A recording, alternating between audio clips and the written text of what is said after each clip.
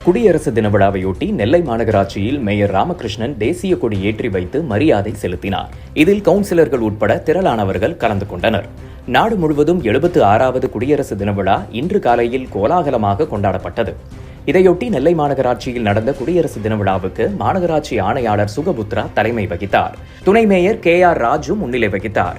Mayor Ramakrishnan தேசிய கொடியை ஏற்றி வைத்து மரியாதை செலுத்தினார். உதவி ஆணையர் சந்திரமோகன் வரவேற்றார். தேசிய கொடி ஏற்றி வைத்து மேயர் ராமகிருஷ்ணன் பேசும் பொழுது, இந்தியாவில் சுத்தமான காற்றுடன் வாழ தகுதியான நகரமாக நெல்லை மாநகராட்சி தேர்வு செய்யப்பட்டுள்ளதாகவும் மாநகராட்சி சார்பில் இதற்கு நன்றியை தெரிவித்துக் கொள்வதாகவும் கூறினார்.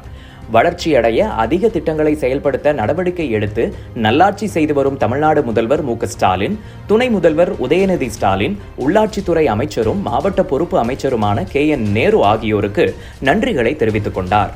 மாநகராட்சி மக்களுக்கு அனைத்து வசதிகளையும் செய்து கொடுக்க நாம் அனைவரும் ஒன்றிணைந்து செயல்படுவோம் எனவும் அவர் வேண்டுகோள் விடுத்தார்.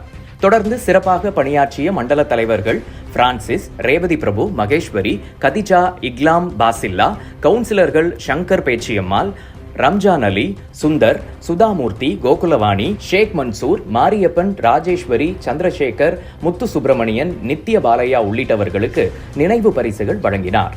மாநகராட்சியில் 25 ஆண்டுகள் நல்ல முறையில் பணியாற்றிய ஓட்டுநர் கோபாலகிருஷ்ணனுக்கு நற்சான்றிதழ், ரொக்கப்பணம் 2000 ரூபாயும் வழங்கி பாராட்டினார். விழாவில் கல்லணை மாநகராட்சி மகளிர் மேல்நிலைப்பள்ளி, பேட்டை நகராட்சி மகளிர் மேல்நிலைப்பள்ளி, மீனாட்சிபுரம் மாநகராட்சி மகளிர் மேல்நிலைப்பள்ளி, பேட்டை காமராஜர் மாநகராட்சி மேல்நிலைப்பள்ளி மாணவ மாணவிகள் கலந்து கொண்டு கலை நிகழ்ச்சிகளை நடத்தினர்.